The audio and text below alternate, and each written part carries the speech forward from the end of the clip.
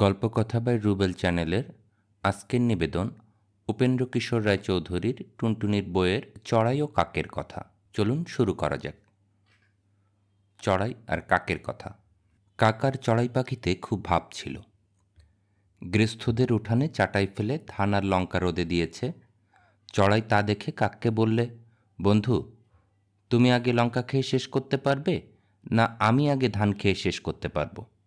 কাক বললে, না, আমি লঙ্কা খাবো আগে। চড়াই বললে, না, আমি ধান আগে খাবো। কাক বললে, যদি না খেতে পারো তবে কি হবে? চড়াই বললে, যদি না খেতে পারি তবে তুমি আমার বুক খুঁড়ে খাবে। আর তুমি যদি না খেতে পারো তবে কি হবে? কাক বলল, তুমি আমার বুক খুঁড়ে খাবে। এই বলে তো দুজন ধান আর লঙ্কা খেতে লাগলো।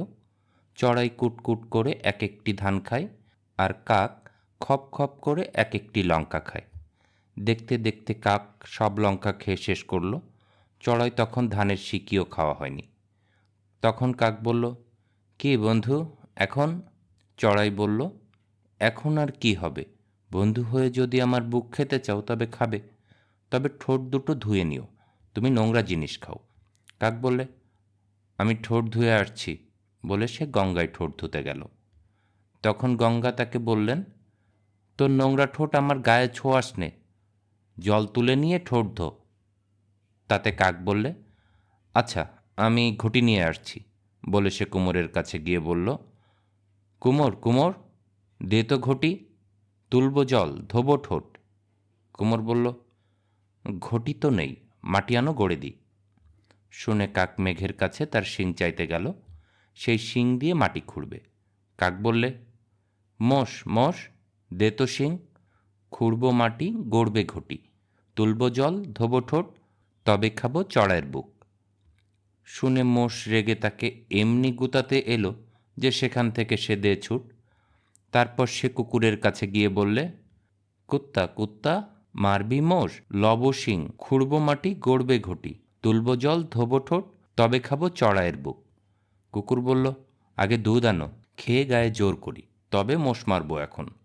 শুনে কাক গায়ের কাছে গিয়ে বলল, গাই গাই, দেই তো দুধ, খাবে কুত্তা, হবে তাজা, মরবে মোষ, লব শিং, কুড়ব মাটি, গড়বে ঘটি, তুলব জল, ধোবো ঠোঁট, তবে খাবো চড়াইয়ের বুক। গাই বললে, আগে ঘাস আন খাই, তারপর দুধ দেব। শুনে কাক মাঠের কাছে গিয়ে বলল, মাঠ মাঠ, দে তো ঘাস, খাবে গাই, দেবে দুধ, খাবে কুত্তা, হবে তাজা, মরবে ঘোষ, লব শিং, খুঁড়ব মাটি, গড়বে ঘটি, তুলব জল, ধোবো ঠোঁট, তবে খাবো চড়াইয়ের বুক। মাঠ বললে, ঘাস তো রয়েছে, নিয়ে জানা। তখন কাক কামারের বাড়ি গিয়ে বললে, কামার কামার, দে তো কাস্তে, কাটবো ঘাস, খাবে গাই, দেবে দুধ, খাবে কুত্তা, হবে তাজা, মরবে মোষ, লব শিং, খুঁড়ব মাটি, গড়বে ঘটি, তুলব জল, ধোবো ঠোঁট, তবে খাবো চড়াইয়ের বুক। কামার বললে, আগুন নেই, আগুন নিয়ে আয়, কাস্তে গড়ে দি। তা শুনে কাক গৃহস্থের বাড়ি গিয়ে বলল, গৃহস্থ ভাই, দাও তো আগুন, গড়ব কাস্তে, কাটবো ঘাস, খাবে গাই, দেবে দুধ, খাবে কুত্তা, হবে তাজা, মারবে মোষ, লব শিং, খুঁড়ব মাটি, গড়বে ঘটি, তুলব জল, ধোবো ঠোঁট, তবে খাবো চড়াইয়ের বুক। তখন গৃহস্থ এক হাঁড়ি আগুন এনে বলল, কিসে করে নিবি? বোকা কাক তার পাখা ছড়িয়ে বলল, এই আমার পাখার উপরে ঢেলে দাও।